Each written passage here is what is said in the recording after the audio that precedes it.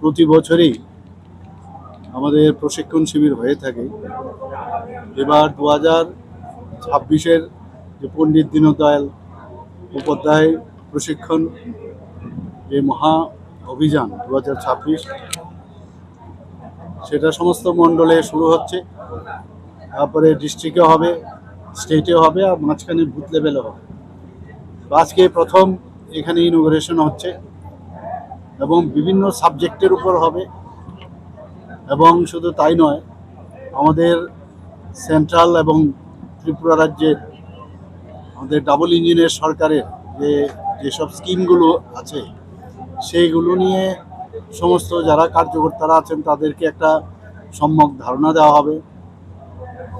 পাশাপাশি কার্যকর্তাদের যে একটা ট্রেনিংয়ের মাধ্যমে তাদের যে লিডারশিপ, যে একটা ক্যারেক্টার, লিডারশিপ